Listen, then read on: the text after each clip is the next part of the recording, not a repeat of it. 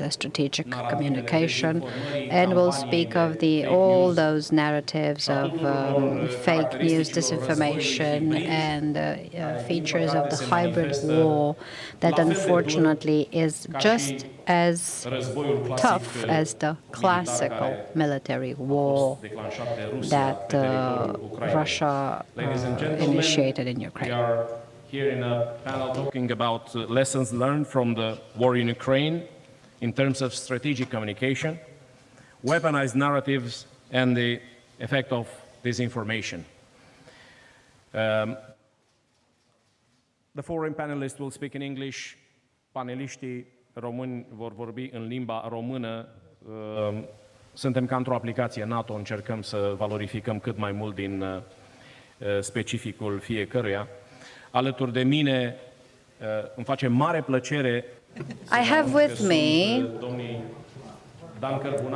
Mr. DANKOWSKI, State Secretary and Spokesperson of the Government, Fabien ZAMORA, journalist with the France-Presse agency, Andrei, General Director for Communication and Public Diplomacy in the Ministry of Foreign Affairs, and the International Cooperation Coordinator for Defense 24 Poland, Jacek, DANKOWSKI.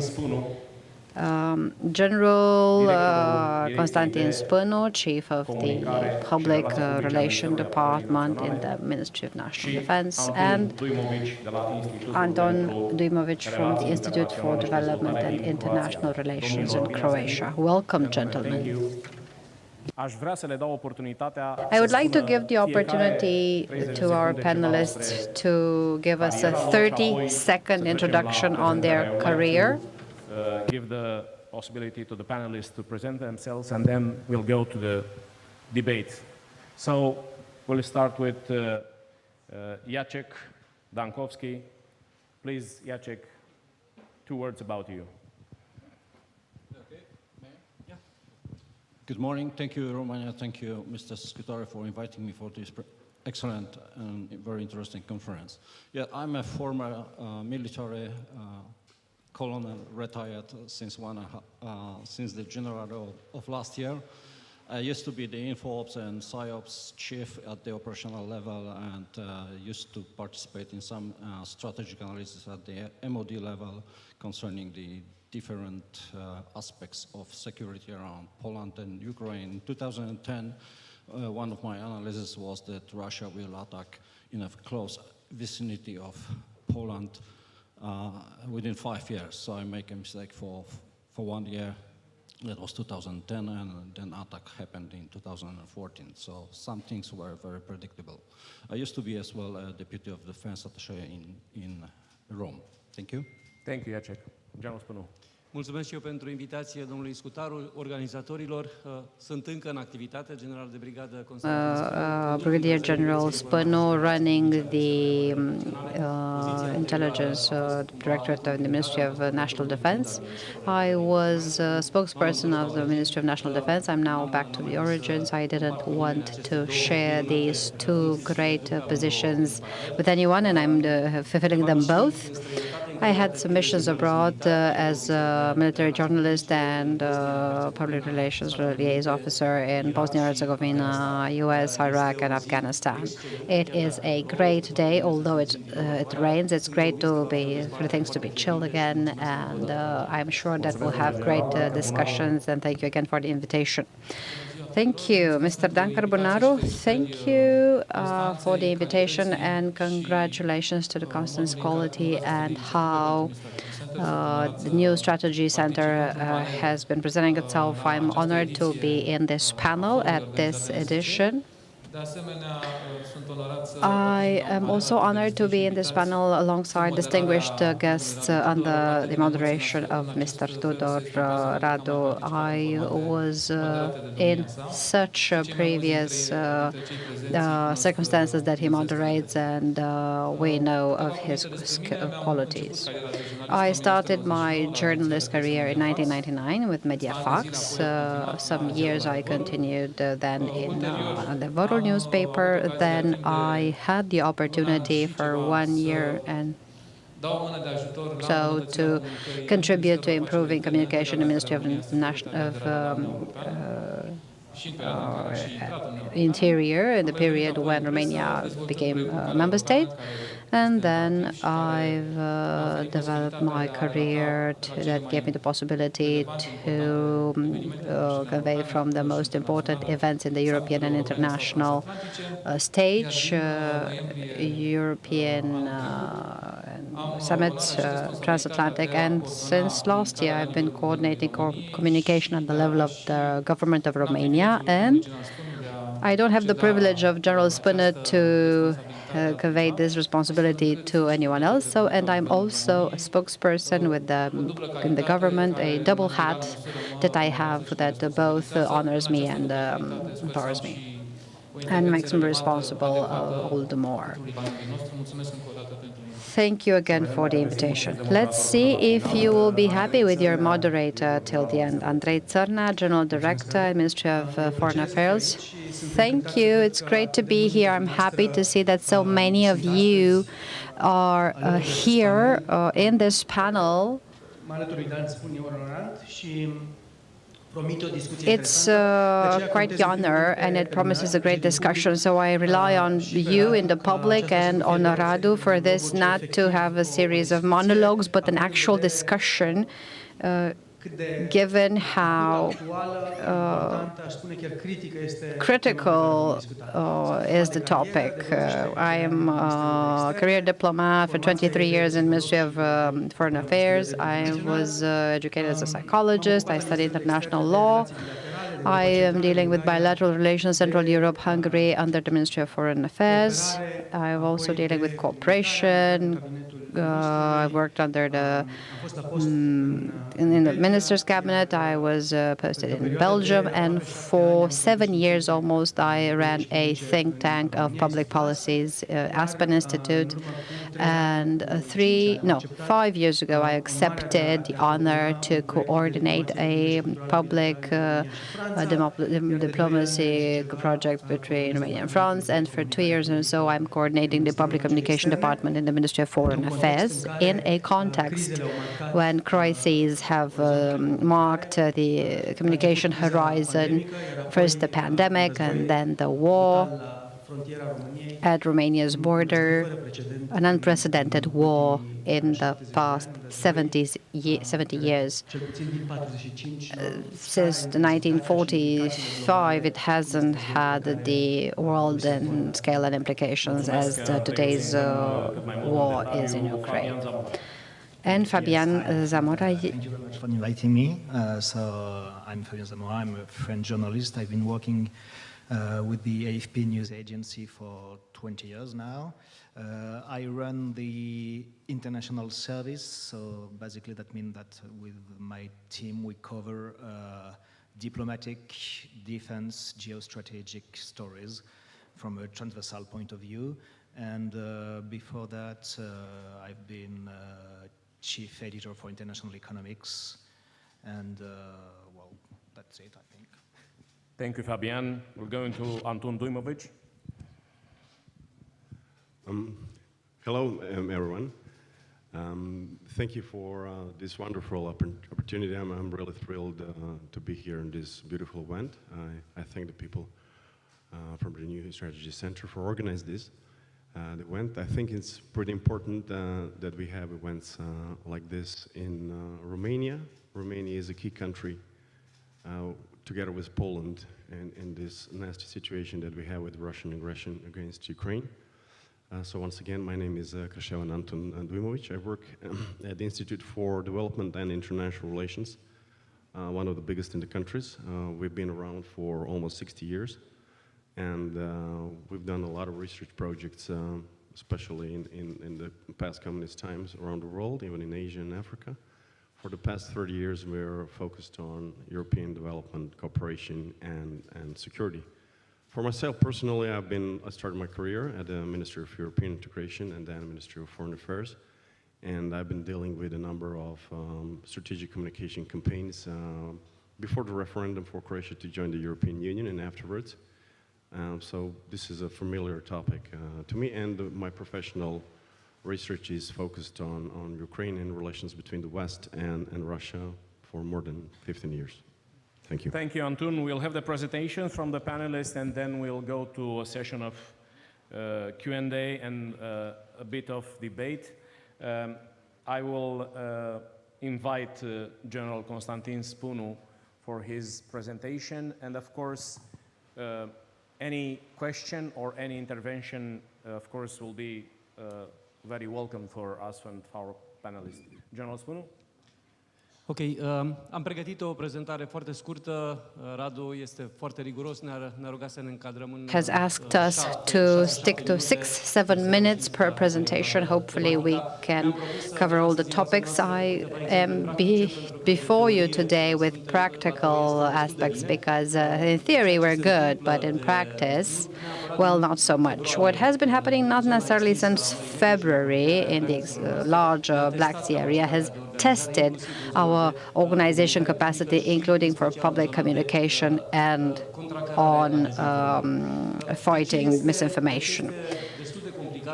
Why is it complicated, although it seems simple? Well, theoretically, you've got a broad area, and it's difficult to include all elements that come in this information. Well, Romanian is not so rich when it comes to speaking of disinformation. I spoke to refer to disinformation referring to the English terms, because in English you refer to three aspects: misinformation, malinformation, and disinformation. The three are related, but are also differentiated in purpose and intention. Very briefly, you would say that misinformation is what can happen to all of us when we are not well informed or informed enough on a topic. Malinformation adds intention when we want to harm someone, just someone, and we focus our attention on a topic and is limited in time. And disinformation is the broad spectrum that entails campaigns, resources, and the targeted actors are up to the national level. So this would be the sign and constellation of the misinformation, if you want, or information in general. And we have to have solutions, because in military organizations, but in any public institution, disinformation can impact public perception, the support that we want from the public opinion, and specific actions that we perform, which, when targeted, when subject to actual disinformation, can lose relevance, or the end results can be influenced. Of course, behind false news, there are various motivations. I won't focus on them, but the military institution of the organization that I run can make a difference, and we always try to make a difference between criticism, substantiated or not, with respect to our activity, and fake news or disinformation. It's difficult. It's actually important to know, to make this difference so that we don't exaggerate. Why is it complicated? I always look with quiet tolerance any efforts to fight disinformation. It can't always be done. I've selected here some of the aspects that are relevant when we think of any strategy of disinformation. What are we facing? What are the details of the issue? First, the channels for disinformation. They differ. Aspects are different. Manners to fight it are different. We refer to mainstream media, traditional channels. It's one way that we are forced to react when disinformation comes online, when you don't have legal issues, when you don't clearly, you can't clearly claim attacks, and when you can't invoke legal aspects or ethical aspects, as can be done when we speak in a classic dialogue with the media. We also focused on Wikipedia and Google Maps in attempts of disinformation or tagging. in a funny way, public institutions in Romania. Maybe you remember in Google Maps some years ago aspects on trolling, and solutions for this differ. I said that it's not very easy. I'm not making here excuses for my institution, but because you have here on the slide some fundamental questions that we have to face when defining a strategy or plan to fight disinformation. How are we sure that we trace it as soon as possible? What are the technological solutions? What are the features, procedural aspects? Who must discover it? Who should inform whom? What are the competencies? And of course, when we speak of practice, these are very relevant. How do we make sure that we have the best resources, specialists, technological solutions, so that if we're not one step ahead, at least very close to what is in this information that has greatly developed as far as technology goes?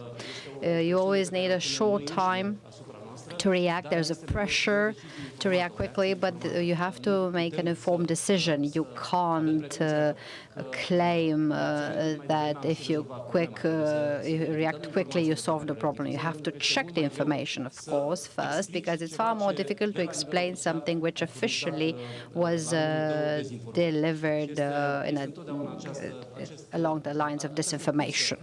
So there's always this mad race because we are here in the communication team, the government's expanded communication team, and we've had many discussions lately of how quickly we react, what is the information that we can check so that we make sure that it's relevant.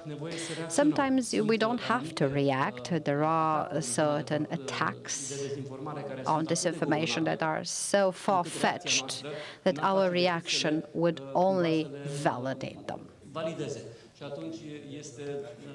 So that's again an issue of decision. Do we react or do we not? Which are the best communication channels? Mainstream media attack has to be, should you answer to it there or online, or can we mix answers?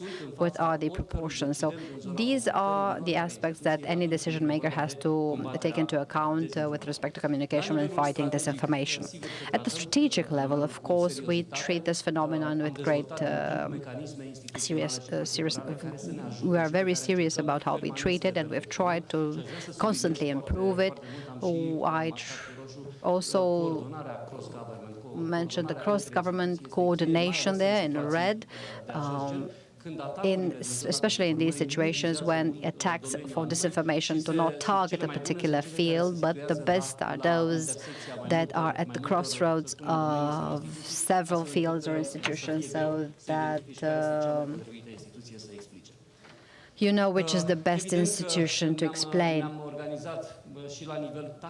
Of course, tactically speaking, we have a good way of organizing our communication message.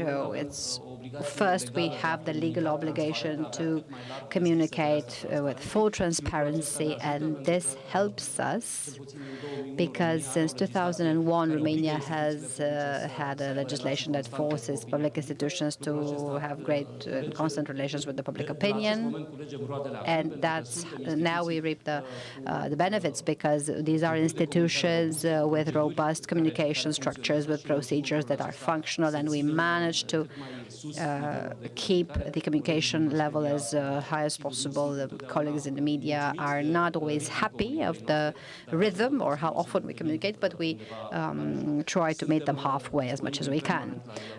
We are always available to dialogue. We try in the military institution to provide access to key figures to the media so that we can explain quickly as possible what happens to the people, best trained and with the best credibility. We've also developed solutions, and I will refer shortly to our platform to find disinformation, InfoRadar. But we also focus on training our own staff. We have media literacy campaigns, trying to give solutions to our people, to our colleagues in the military, so that they can easily spot disinformation, because we can each be victims of this process, and we should be able to defend ourselves. As practical examples, I've selected some from this, the war in Ukraine, direct dialogue between Romania and the Russian Federation on certain topics with military implications. The most important was the tragedy in March, the beginning of March, when we lost MiG-21 Lancer and AR-330 Puma. We received a notice from Russia Today. We've already seen that topic developed on social media in Russia. The Telegram, there was a debate on the possibility that the MiG had been taken down by a missile or air system of Ukraine. It was an absurd conspiracy, but Russia Today very politely wanted to clarify this with us, and you see that we've answered within just a couple of hours, and we were as polite, saying that it's a mere propaganda action that we do not confirm. Our answer did not appear in Russia Today, but we managed to react as quickly as possible. Another example was a dialogue with my counterpart in the Russian Federation on the 24th of February. That was for us that moment when the military ship in Ukraine that landed in an airdrome in Romania. Very quickly, our colleagues, if I can say so, in the Russian Federation, the spokesperson of the Ministry of Defense has speculated this situation, that we communicated with full transparency and as being a way of direct military aid that Romania had supposedly granted to Ukraine. You have here on the screen our official clarifications in which we busted these attempts of demystifying the truth. I chose another example. You remember the hysteria of the Black Sea mines. Of course, that is to the limit somehow, because there have been mines at the Black Sea, but not at the level of reaction and panic. They wanted to stir in the Black Sea countries. What I felt important to bring to discussion here is the fact that the first warning on this peril, on this danger, came from a Russian station, Navtex Novorossiysk from Russia, which used the official channels. This is how they should communicate according to maritime procedures in such cases, but their communication reached very quickly in the public space, and obviously it raised the panic level. We had a very quick reaction. Personally, I learned a lot from the international maritime law. It was not something I was dealing with every day, but we had to manage the situation. So we always had at the core of our actions the need to inform everyone as soon as possible so that the public opinion understand the nature of this phenomenon and we do not induce unnecessary panic. I mentioned Info Radar, a platform which includes different processes and actions to fight fake news debunking. It also has a training component. It was set up in 2019. It was very useful during the pandemic and now during the Ukraine conflict, because it enables us to post in one place all these elements with all the information. The method we used for this platform is similar to the NATO approach. We do not fight wars with anyone in the media environment, not even with individuals. We just spot fake narratives, disinformation. We explain them step by step. We provide information and arguments, and we allow the reader to decide for themselves. This method works because during these 3 or 4 years since we have been exercising this type of fighting disinformation, we have used many different tactics. I chose some more interesting. For example, we have here real individuals identified with their personal number. At some point, sent hundreds of real complaints. They were actually a template, a form, asking information on the bilateral cooperation between Romania and the Ukraine, because the narrative was that this would mean a danger for Romania, forcing Romania to join the armed forces of the Ukraine. It was an attempt to block our communication capabilities in an attempt to answer each such complaint or request for information. We answered all of them, but we used the platform to dismantle this tactic. The second day after we published this article, the correspondence ended. Starting with the second or third day, we no longer received such requests for information and the action was closed. Another attempt to disinformation was related to an exercise we made with the Special Operation Forces in Romania and several other countries, a transparent exercise which had been announced months before, but there have been communication channels in the social media, especially Telegram, which attempted to connect this exercise to an undercover activity. The point was that we are actually training the colleagues from the Ukrainian Special Forces. Of course, that was fake news. We used info radar and everything disappeared quickly. Something else, again, it was speculations about the so-called hidden or undercover mobilization prepared by Romanian authorities to mobilize our retired soldiers and officers. They also published fake documents received by citizens. We notified and took legal action. So basically, there were many such actions in Romania lately, and InfoRadar helped us to explain, along with other actions, press releases, explanations we provided every time we were requested to explain such aspects. And the very last recurrent theme, anytime a military convoy is filmed by citizens on Romanian roads, there are speculations about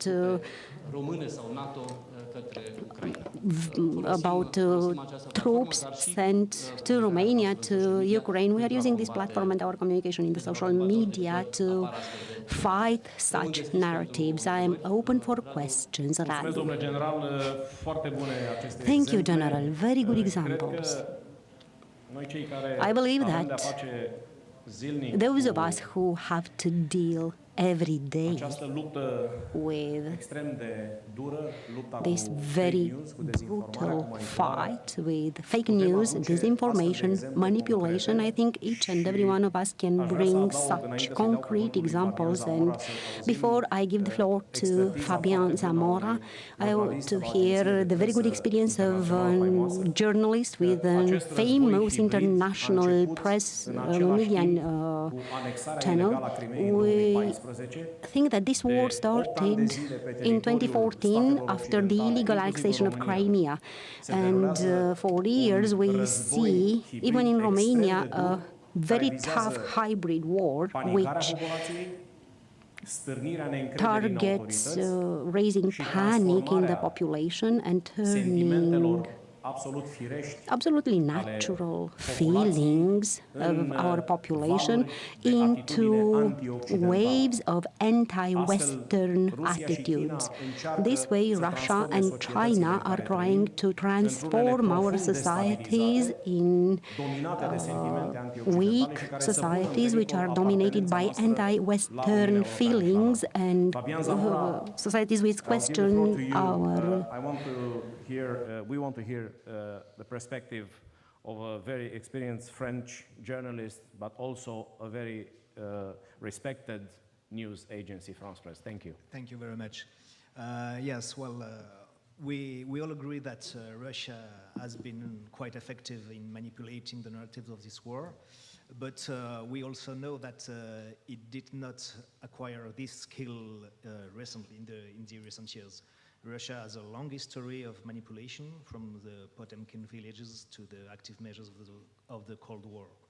And for several years, Russian authorities have been working intensively on the capacities for informational war, creating fractures, cracks in Western societies that are proving very effective during this war. And as the Romanian Prime Minister said yesterday, it's very difficult to bring back public opinion once it followed a misleading path. So Russia has exploited the opportunities of social networks and use crisis, whether global, like the pandemic, or local, such as Yellow Vest, for example, in my country, to crack social resistance to fake news and plunging entire sectors, large part of the population, into distrust of the media. And this is a major issue. If you look at the latest Reuters Institute survey, trust in the BBC News fell in 5 years from 75% to 55%. So it's, of course, not totally linked to Russian activities, but still, it's an issue. Today, in a country like mine, France, a significant part of the population is convinced that the traditional actors of information are manipulators in favor of the government, and that the only valid information comes from channels they call alternatives, meaning social networks, where it's very easy to spread disinformation. Another data from that Reuters Institute survey about TikTok. TikTok has been the fastest growing network, and today 15% of the people between 18 and 24 years old in the world goes on TikTok for news. So they get information on TikTok, and we can assume that this will grow. So it's an issue. To go back to France, to give a concrete example, many of the French people who joined the Yellow Vest movement protests in the years 2018-19 were later part of the anti-vax groups during the pandemic, and today have largely subscribed to the pro-Russian narratives on the Ukrainian war. And this, in my opinion, is the great victory of Russia's propaganda machine. Working in the long term, it has taken a big step forward in its work of undermining the social resilience of Western societies. And in comparison, well, societies of some Eastern European countries seem much more resilient. Because of their proximity to Russia, the informational threat is much more integrated into the defense models, and is also involving civil society. So basically, in this gloomy panorama, there are some glimmers of light. For example, AFP, my agency, we spend a lot of time and money trying to struggle and to limit the propagation and the spread of these fake news. The intelligent use of OSINT allows us to refute many manipulations. But it's sometimes difficult to refute some tectonic narratives, for example, such as the one that says that it was NATO that provoked this war by not respecting a so-called commitment not to expand eastward when the USSR fell. So this assertion is extremely strong. It has a very strong impact. We saw at the beginning of the war the South African president assert this, or in France, the leaders of the extreme right or extreme left parties saying that. So what can we do against that? Well, we can, of course, and we do that. We try to do that. We do it. We say there was no such agreement against eastward expansion. We can question many experts who all insist on this point. We can recall that the oral exchanges on this point between Western and Soviet leaders at the time had no value of commitment, but hardly more. So we see in this kind of case that simply exposing the truth does not neutralize the narrative. And beyond that problem, we also have other kind of problems. For us, media, we face a mass problem. we can counter only a very small part of this small information. And plus, we have an economic problem because it's very expensive to mobilize journalists to do that in the long term. So plus, we also have difficulties with the spread of disinformation on closed networks like loops on WhatsApp or Telegram. So what can we do against that? Understanding that these people already distrust the media, so it's really an issue. Well, of course, we have some partnerships with open platforms like Facebook, like Instagram, and they found the work for dismantling some of the most viral fake news. But again, it's only a small part. We also offer training modules to journalists to help them thwart manipulation. And this is important because journalists are also subject to disinformation. And we also provide tools like InVid for video verification, for example, that works quite well. But what model can exist beyond all that? Well, I believe the answer in the education to the media, to learn the young generation how to get trustful information, but it's a tough work. Basically, that's it. Thank you. Merci, Fabien. Great details. I was thinking that the war in Ukraine started 8 years ago with the illegal annexation of Crimea, and the Russian war, Russian hybrid war against the Western world started in the same time. So we have veterans with 8 years at least fighting against hybrid war and fake news. Aș vrea să-l invit pe Andrei CăঞRNEA să își spună punctul de vedere și analiza în legătură cu his viewpoint and deliver his analysis regarding this very tough fight that we sometimes feel we can't win, the fight against these fake news campaigns with elements that tend to change the societies we live in. Andrei CăঞRNEA. I think the Russian hybrid war started in 2000. When the Russian authorities, when President Putin came to power, decided that the previous formula during the last years of the Soviet Union, during the Yeltsin regime, do not meet the specific needs of this elite. Not the Russian needs, but the elite needs. We have seen this in 2008. We saw that during the Georgian War.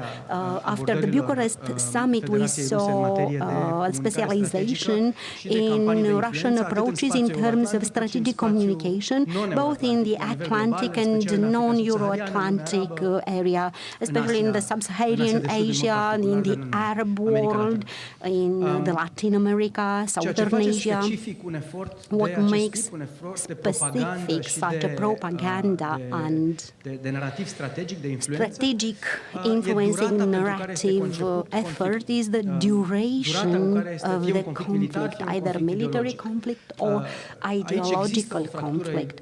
And here we see a quasi-ideological fracture in terms of fundamental values, because this gap is not only in terms of practice, objectives and interests, it's a fundamental gap in terms of the state-citizen relationships, including in Russia. And we see the difference between the narratives proposed for Russian citizens and for the citizens of the world by Russia. And the problem we see here is the problem of Western society resilience to such narratives, and then how legitimate interests or tools can be used when you are dealing with different means and interests, because the Western response response was that we cannot use the same tools and means like the ones used by Russians, and I will get back to it. But I will now speak of duration.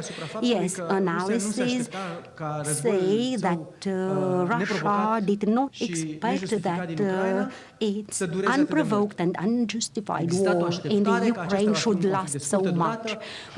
They expected a short-term conflict that the leadership in Kiev will give up soon, that they will gain a set of military objectives, and it's also unlikely or very... Yes, it is unlikely that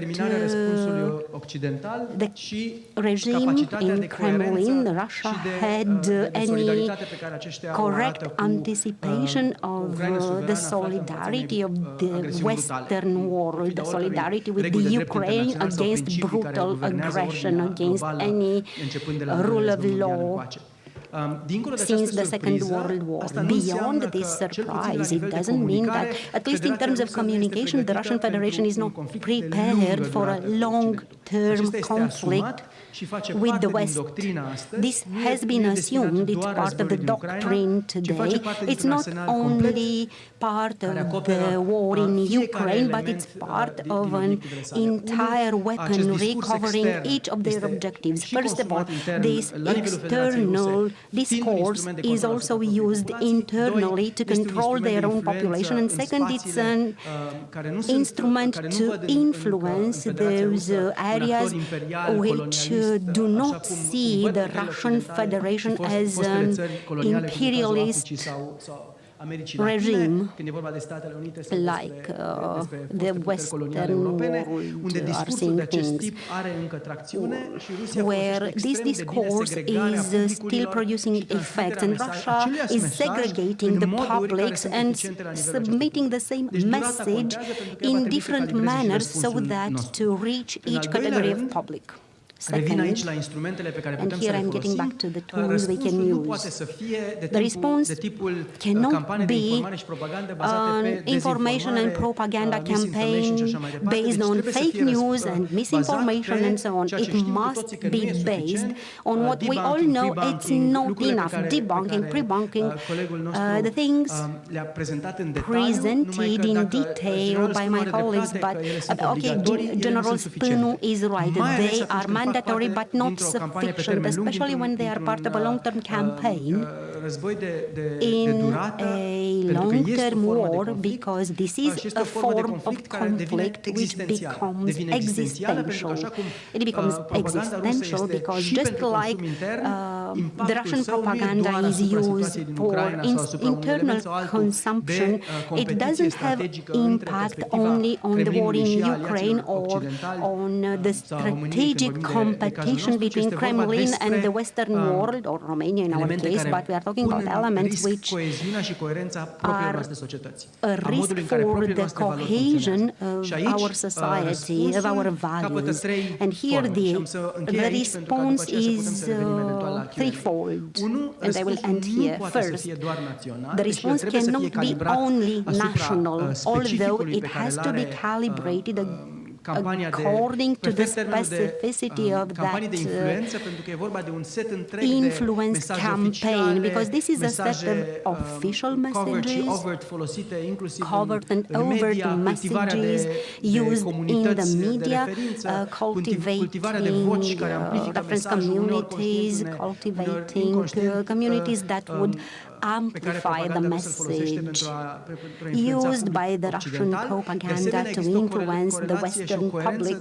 There is also a high coherence and correlation with the economic and political actions taken by the Russian Federation, for example, in terms of gas deliveries and the discourse for the target public. We have seen already protests in European countries related to the standard of life. And these are supported by the Russian communicators and amplified by domestic communicators. 75% of the fake news communication contents, disinformation and propaganda in the Western countries is generated, amplified and distributed by domestic actors, not by the Russian Federation. The Russian Federation did not invent these gaps, did not invent these political actors.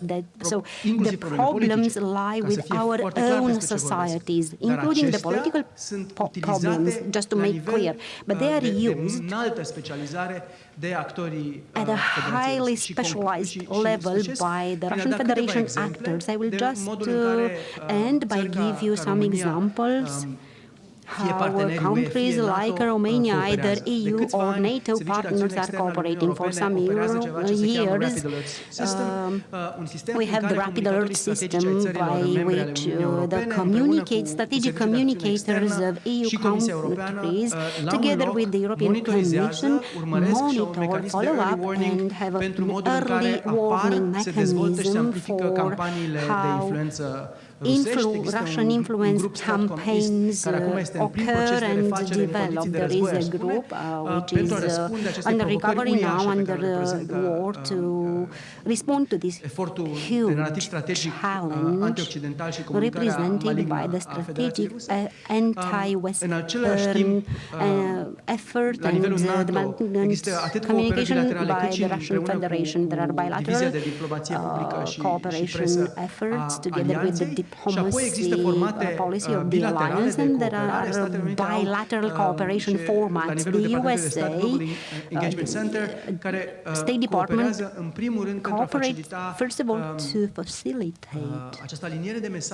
this alignment of messages, which is not unilateral, and it cannot be, because as long as the message, the narrative is, as I was saying, coherent at the level of the Russian Federation strategy and calibrated for each and every country, then the response should be highly specialized, aligned, and it cannot end with the European or Euro-Atlantic societies, because often we look at statistics and we say, yeah, but eventually, even in countries which are or which did not used to have a critical attitude against the Russian Federation, eventually this indicates a high level of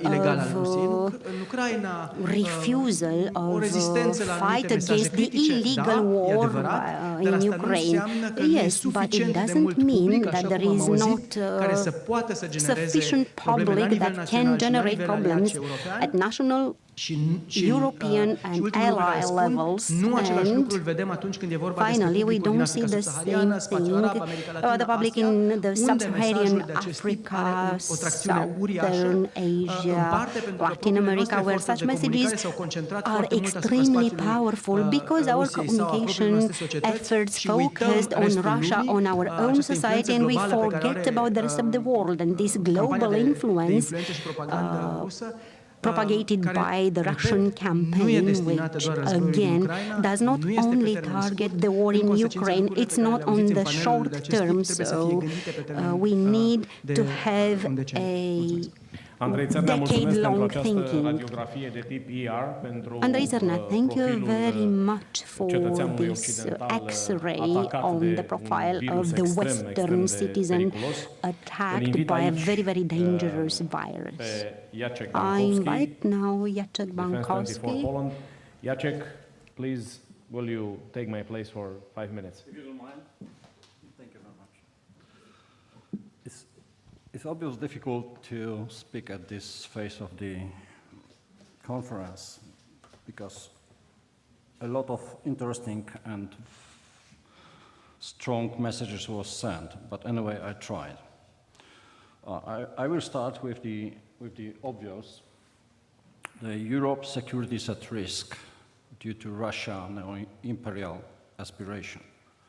Russia unjustified and illegal attack at sovereign and independent Ukraine is a result of a will to dominate other countries at the end is desire to increase economic profits for one country at the expense of other countries. The Russian plan was, today Georgia, then Ukraine, tomorrow Baltic states, and then maybe other countries of the Eastern and Central Europe. Most of you, I'm sure, remember these words were told by the former president of Poland, Lech Kaczynski, in 2008 in Tbilisi. That was obvious, but this is true as well. So true repeated a couple of times is still true, is even stronger true, but the lie will always be lie, never mind how many times repeated. This is the lessons learned from my life, and this is the lessons identified we should take for the West. So going back for the lessons learned, the main topic of this panel.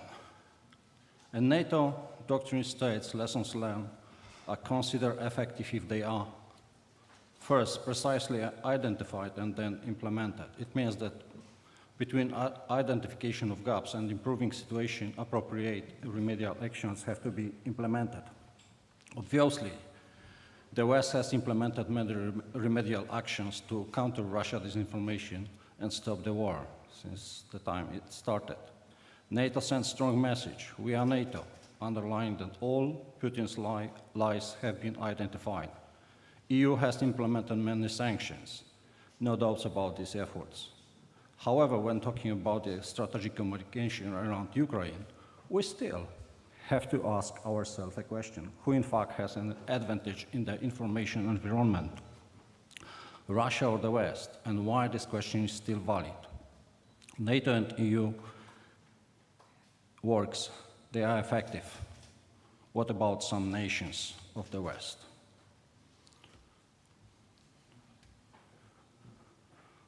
Russia constantly provides, using media, new reasons for the unjustified attack on Ukraine. On one hand, nobody who really shares the democratic values trusts Russia. But on the other hand, Russia is still poisoning minds and hearts to justify its barbarity.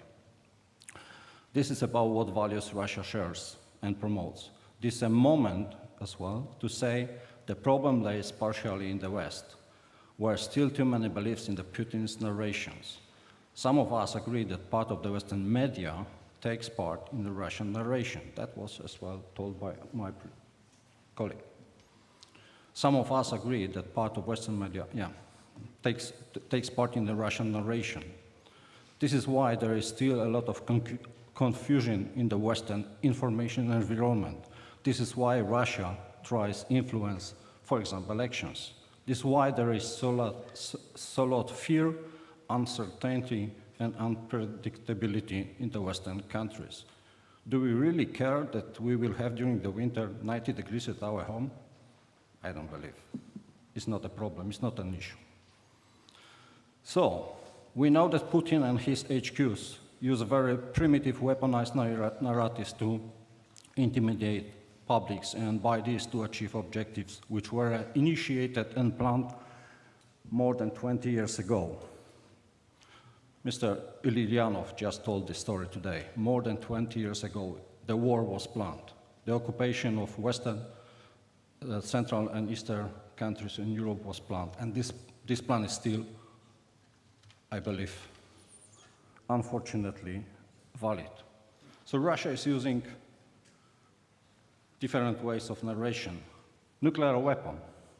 Do you believe that they will use the nuclear weapon? Putin is a cheater. He is afraid of himself. He is afraid of NATO. He will never use the weapon, but he used this. And this is why Russia today is still trying to check the West, playing the chess with nuclear weapons. No doubts, they are using other, let's say, weapons to influence minds and the hearts, and you can see on the slide. But there are as well the soft ways of weaponized narrations. Many of us, more than 2 billion of people around the world, used to watch or still watches the Champions League, the football competitions. The main sponsor was Gazprom for many years, the soft influence. You cannot survive without our gas. Are we talking about something else? So, is the Russian economy, gas and oil, center of gravity of Russians' weaponized narration and self-confidence of Putin? Yes, it is. It is even worse. These are the profits for a narrow group of people. This economy, it is lessons identified, is sponsored. Sponsors the Russian war machine.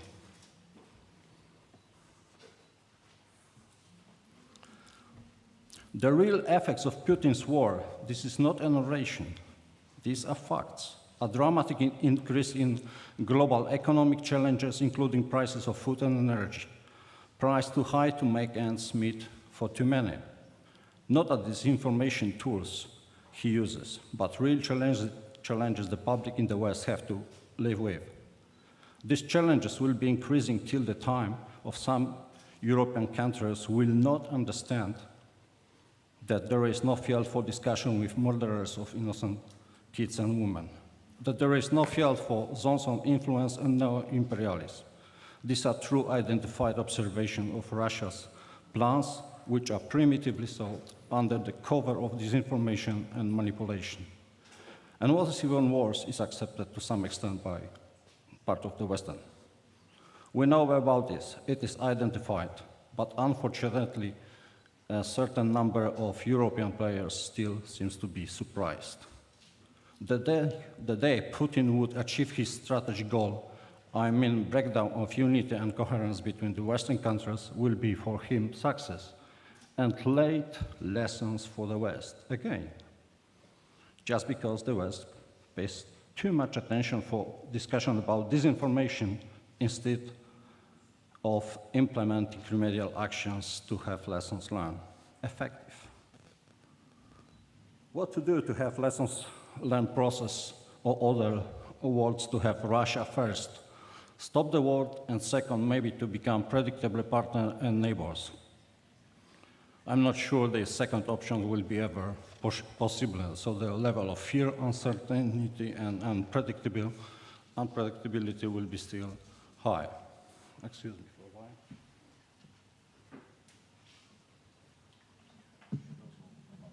Okay. So, theoretical aspects of countering disinformation has been identified and are around us. We know about this. We are aware of them, and we know how to use them. Narratives, policies, and strategies has been identified and written. We know that we have to be credible. Words and actions must be aligned. We know that we have to be focused on achieving desired effects and outcomes. Even more, communication was empowered at all levels. We perfectly know what are the communication approaches and tactics. For example, facts checking. Facts are facts. Facts are facts and can be easily verified, but only if we want. We can prove that something is disinformation. We may use different ways of convincing public. We know Russia simply lies. So what? So I'm not sure if more solutions to counter Russia disinformation will be more effective without common decisions and will that we, the West, go together the same direction. So this is so important why education is the first lessons identified for all of us. What to say people, how to convince the Western societies to not to trust whatever Russia is telling, that the Gazproms as a sponsor of Champions League is not a clue for the peace. So another change, another lessons identified is the change of our mentality, and that was highlighted yesterday very strongly by the Minister of Defense of Ukraine, Mr. Reznikov. Change of mentality. I will be back to this point in a second. So, if key leaders of the West are able to define objectives and effects to be achieved, and media, including so-called free media, I underline so-called free media, try to talk to people in Bucha about free media, about free speech. I would like to see your reactions. understand these objectives and effects, there should not be a problem to convince public and counter Russia disinformation, killing weaponized narratives. But the will to go in the same directions must be natural intention. We have to understand the environment. We have to understand what Russia is. So again, the change of mentality, as the Minister of Defense of Ukraine told, is that, first of all, don't worry about the difficulties during the winter. Don't afraid Russia, weaponized narratives, and don't afraid of Russia weapons. They are cheating us. And finally, 1939, the Second War started when Germany invaded Poland and the Soviet Union. It's not about the Polish history. 83 years ago, Poland left alone. Since 1945, so many has told never ever, never more, war in Europe. And this is the point. Now we have the war in Europe again. Have the lessons were learned? We shouldn't leave Ukraine alone, otherwise we will have Russia in Berlin, in Paris. And this take us the lessons identified and lessons learned from the Polish perspective. Thank you very much.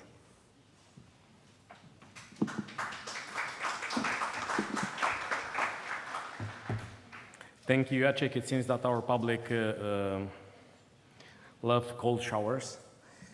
It's been a very healthy cold shower from the presentation of Jacek DANKOWSKI. I have some questions I hope you will do for him.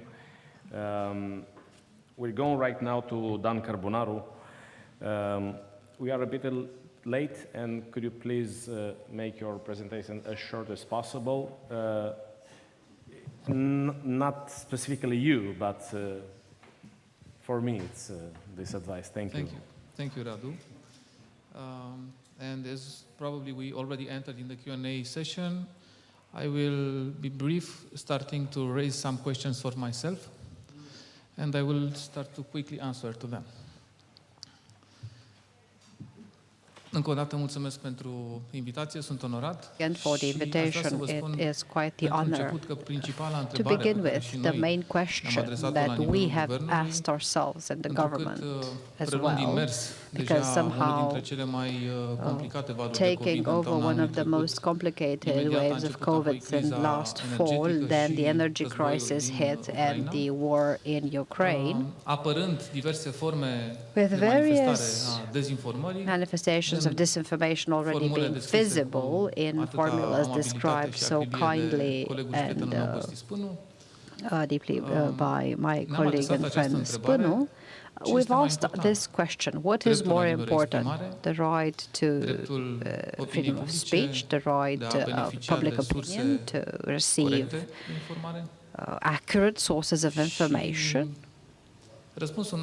Our answer was that in a country inside of Europe where the freedom of speech was so much impacted, our duty of the government is not only to protect it, but also to encourage it, but in a responsible manner.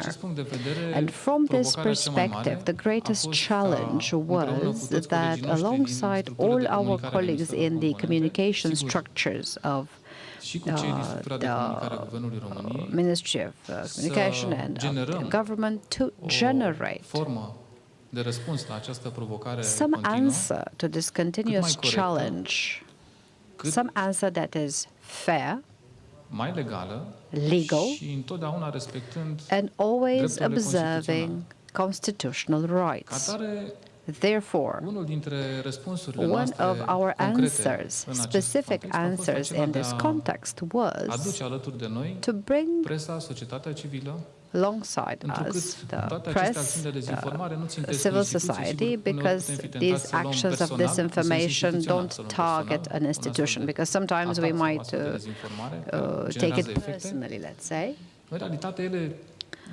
But in reality, they target trust itself, the citizens' trust in the capacity of our democracies, which of course are not perfect, but many others have said before, and nobody contradicted them, that there is no better way of governing than a democracy, and it is our duty to protect these rights and democratic freedoms, because beyond the effects of disinformation, the challenge is to change how a democratic state relates to its citizens. And I don't believe that we in communication should fall in this trap.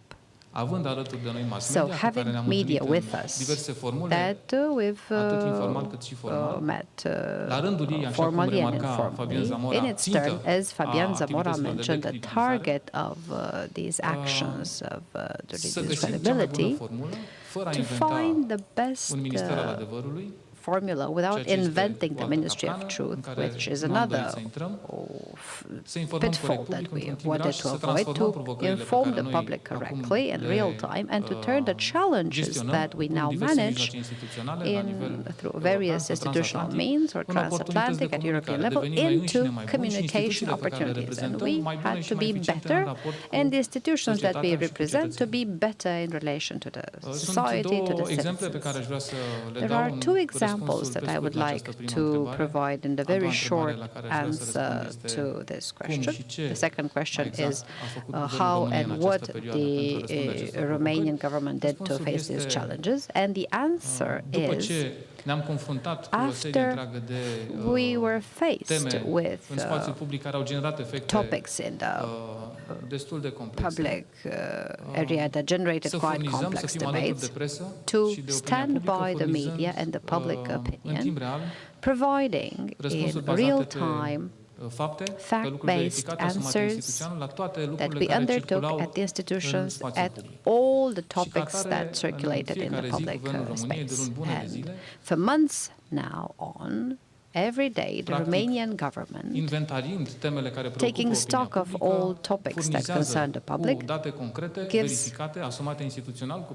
verified, clear data with contact people that are ready to take a step forward upon the demand of the media, and this is an obligation that the government has undertaken in the media relation.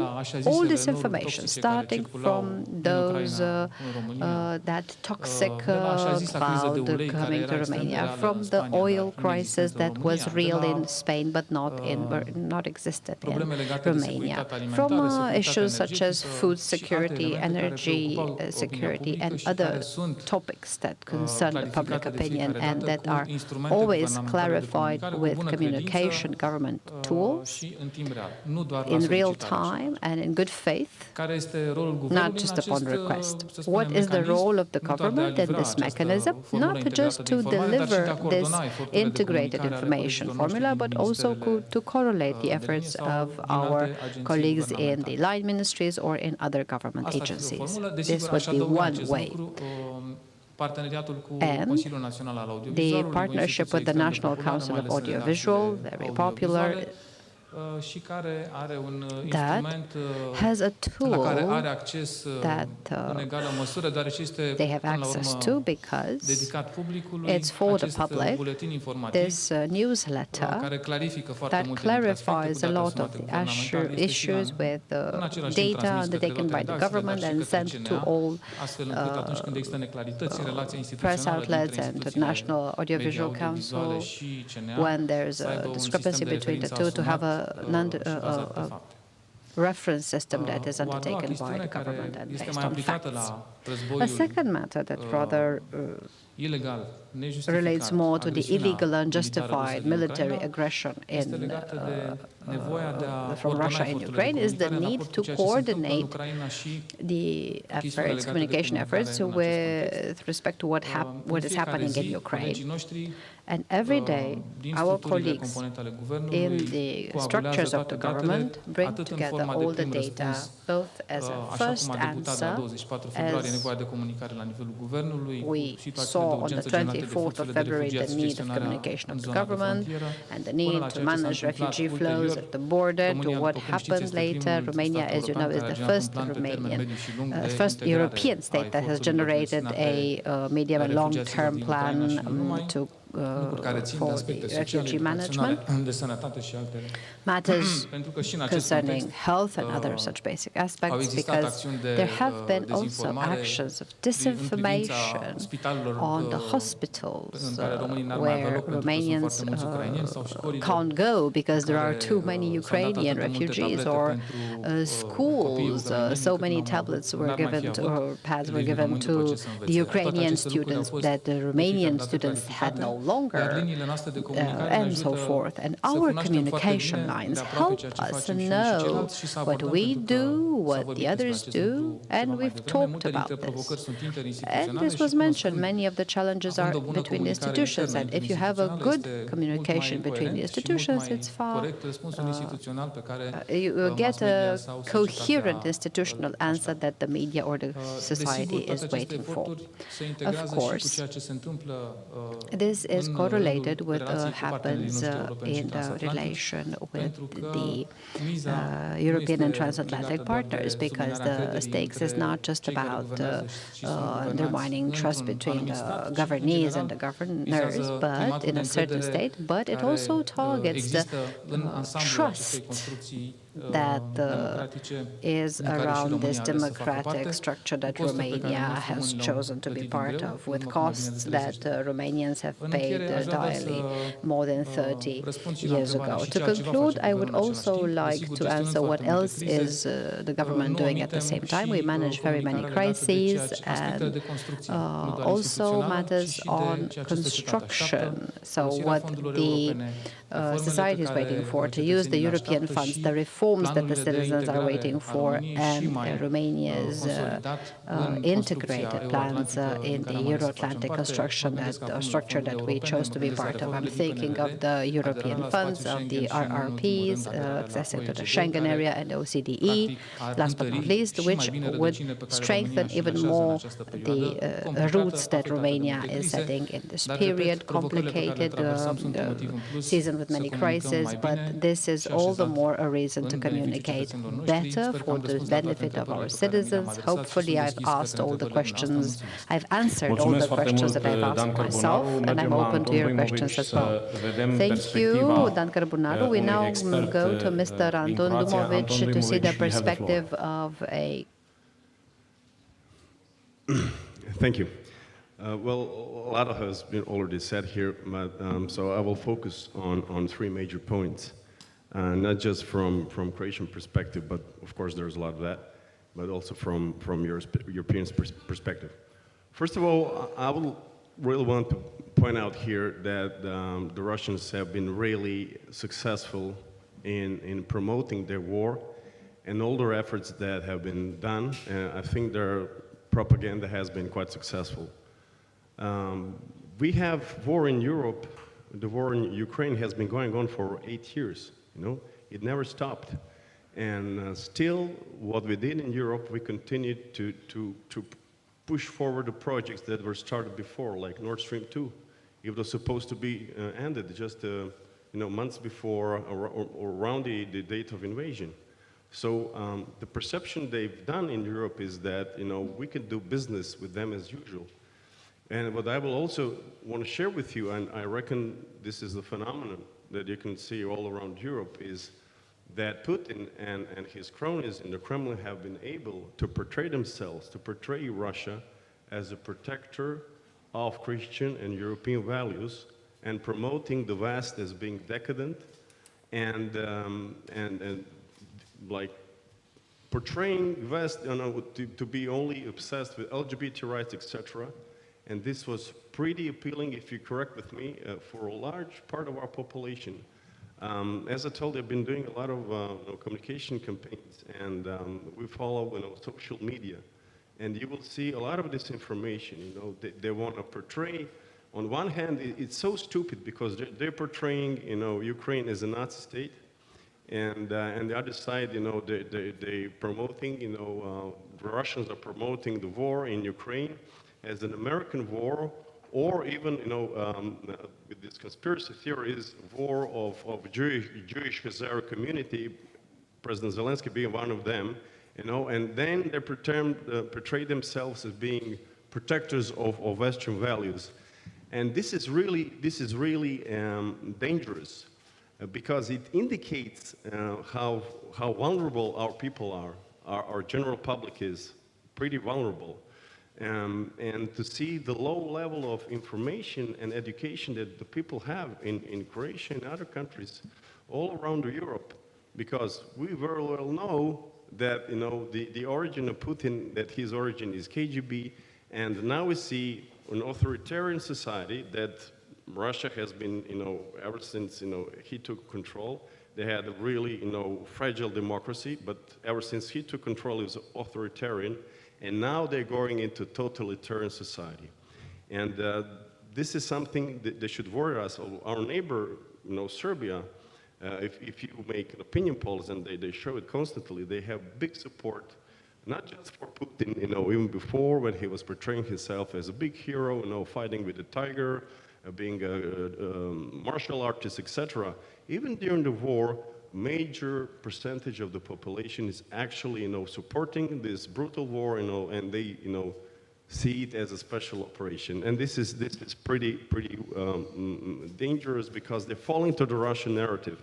The second point I want to bring here is that now with the approaching winter, the reaction of Europe is pretty wrong.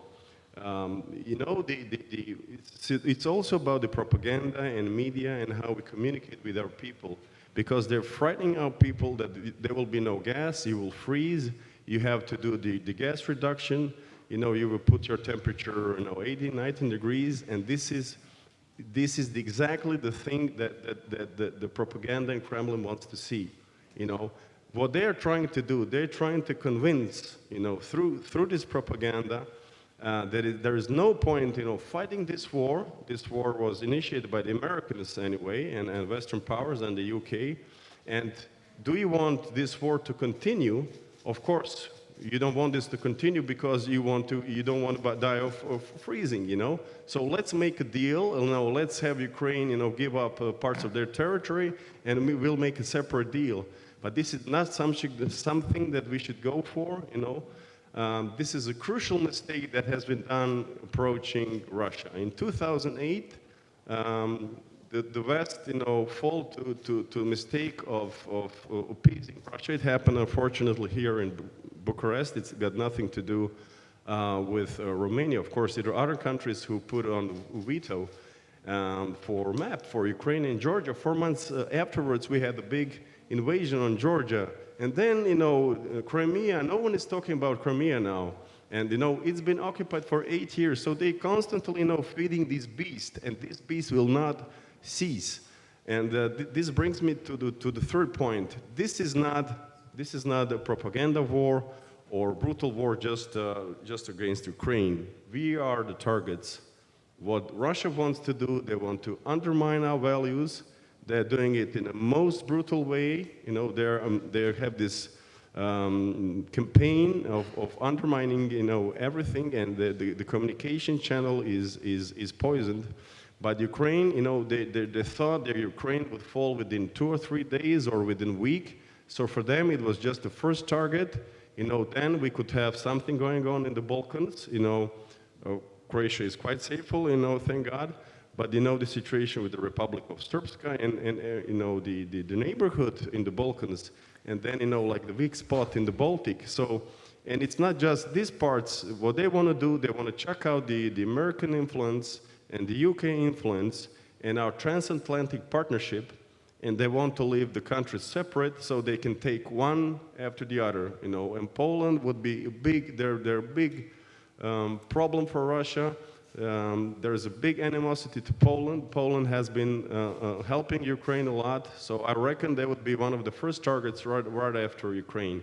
So bear in mind, we're in the middle of hybrid war, which wants to destroy the European values, destroy our democracy, and to stir, discord among our member states, and eventually bring up the collapse of NATO European Union, so that Russia could once be, the major power controlling what they want, the new Soviet Union, the new communism between Lisbon and Vladivostok.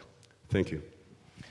Thank you, Antun. I think we had all the strong warnings that Russia launched a hybrid war on NATO and EU soil since 8 years, 10 years ago. I want to thank all the panelists with the brilliant presentation that they had and great ideas. What I will announce now is not a fake news. I want to announce that in a democratic consultation with the organizers, the Q&A session is transferred to the lunch. So thank you again to the panelists. I guess it was a very, very successful panel. We'll see you to the lunch. Thank you.